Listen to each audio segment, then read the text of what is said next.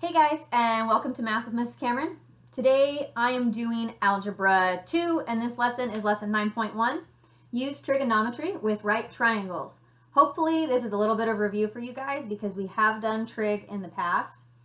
So this should go pretty smoothly. I'm going to start by going over the different terminology that we use. So we have a right triangle.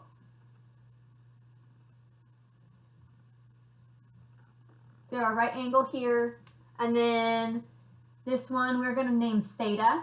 So this symbol here is a theta symbol. It kind of looks like a circle with a line through the middle of it. So this is the symbol that we use in trigonometry to indicate an angle. So instead of using x, we use theta. And then relative to theta, each of these sides has a name. So this one across from the right angle is called the hypotenuse. This one, which is next to our theta angle, is called the adjacent side. And then the one across from it is called the opposite side.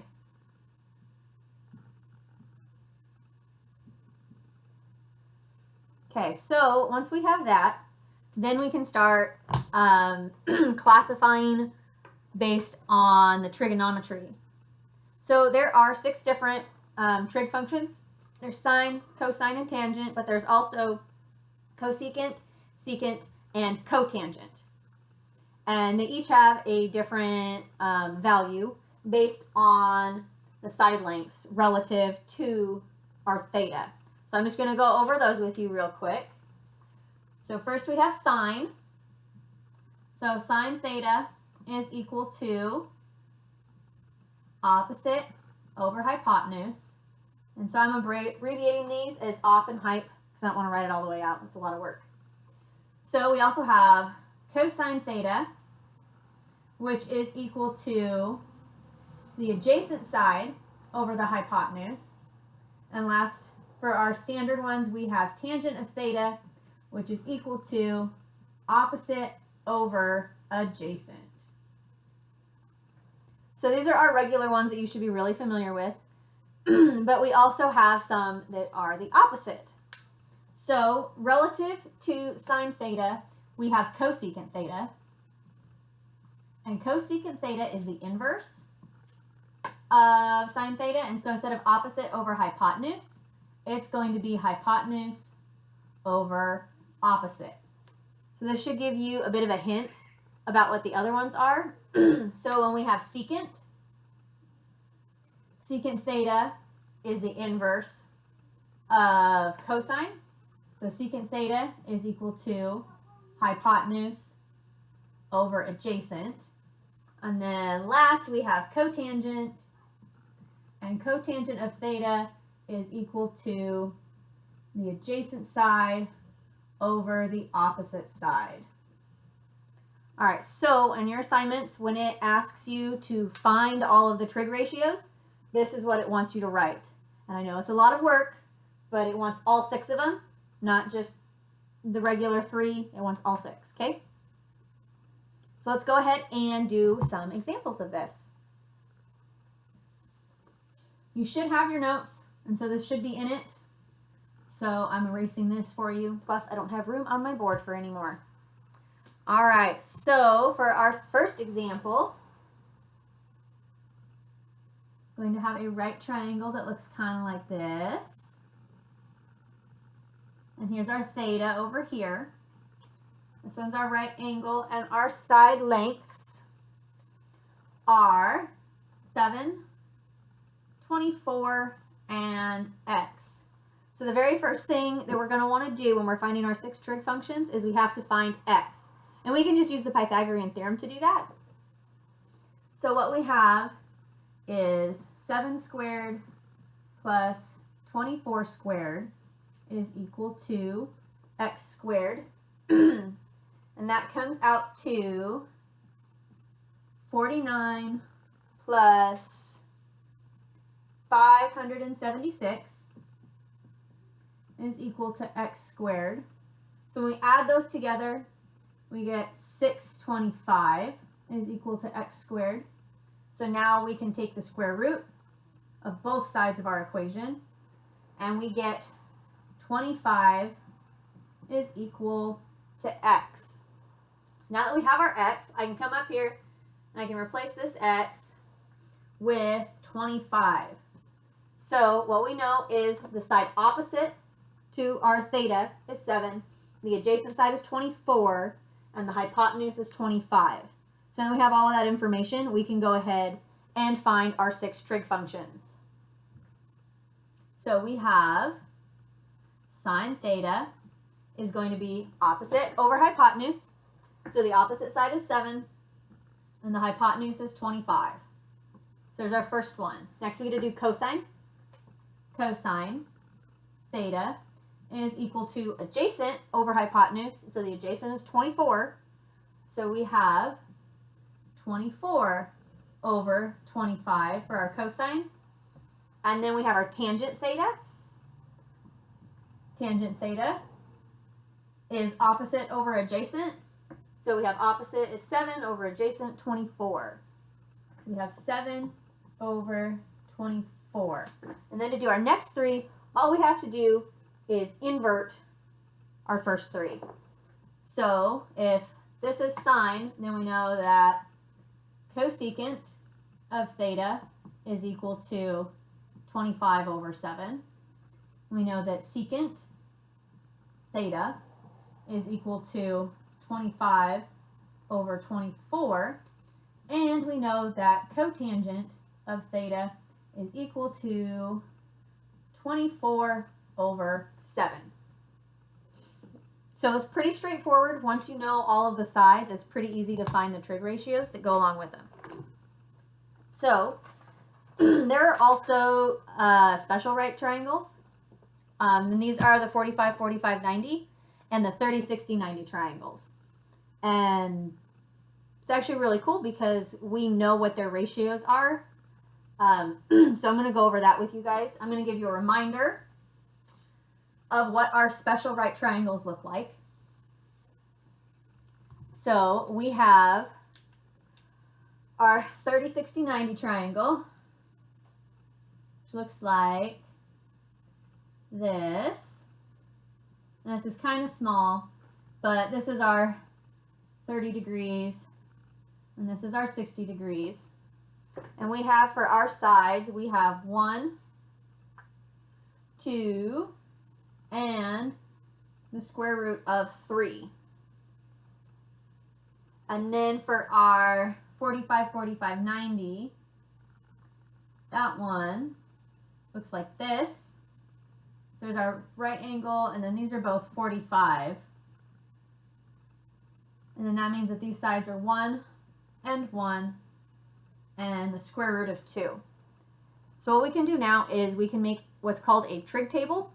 And these are going to be really useful later on, especially if you do pre-calculus next year. So we're going to start, and I'm just going to put my theta right here. And we're going to have our 30, our 45, and our 60 degrees on the one side. And then we're going to do sine, cosine, tangent, and we're also going to do cosecant, secant, and cotangent. I'm going to see if I can get them all to fit on my board. So if I have cosecant, secant, and cotangent. All right, so it's a little tight there at the end, but that's okay. And this is in your notes, but it's really important that we just go over it. So for sine, at 30 degrees, sine is opposite. So opposite is 1 over hypotenuse, which is 2. So we have 1/2.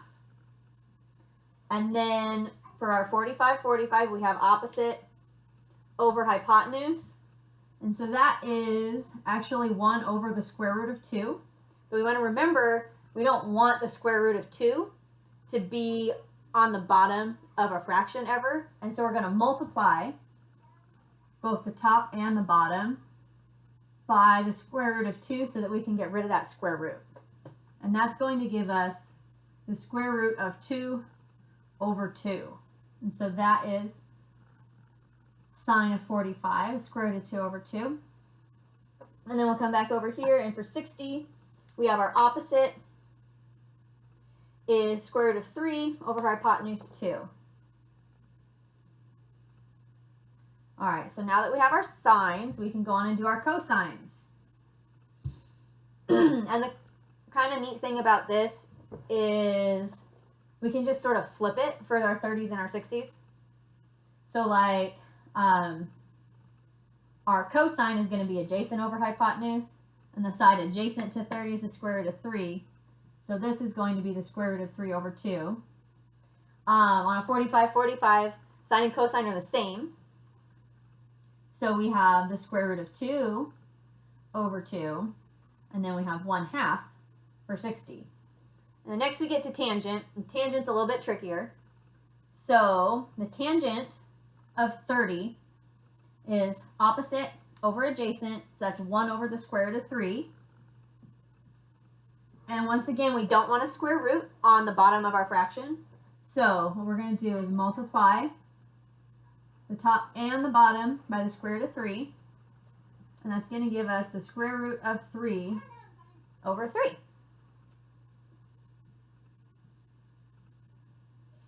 So, and then here for our 45, we have 1 over 1. So that one's easy.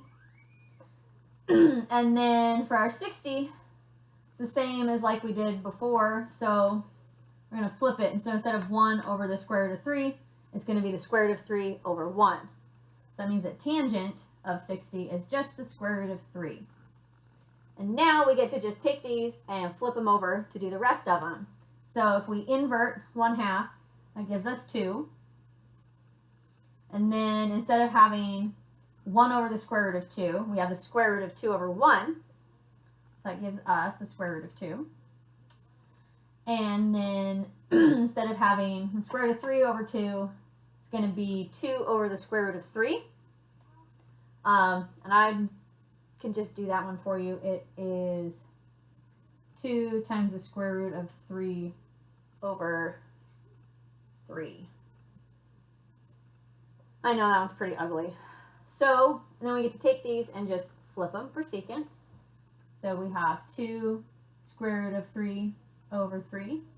This one stays the same, still square root of 2. And then this one becomes 2.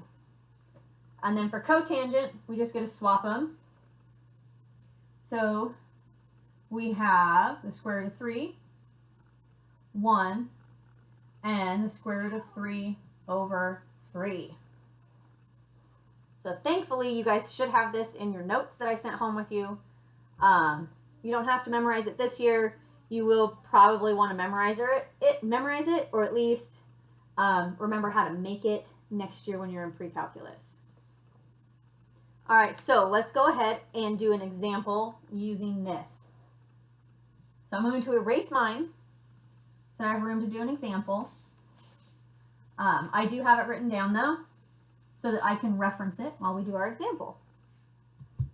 All right, so what we are going to do is I'm going to take this right triangle,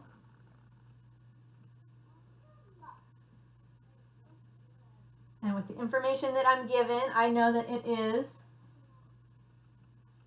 a 45, 45, 90. And I know that the hypotenuse is 6 long. And I want to find this side. So there are 2 ways to do this, and we're just going to do it the trig way, since that's what we're working on right now. So we can use either sine or cosine, really, to do this. I'm going to go ahead and use cosine. So we know that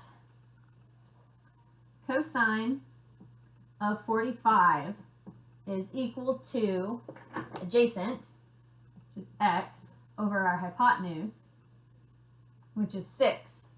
We also know that cosine of 45 is equal to the square root of 2 over 2. So because this is the same, cosine 45 and cosine 45, right? It's the same thing. we can set these two fractions equal to each other. So I have x over 6 is equal to the square root of 2 over 2.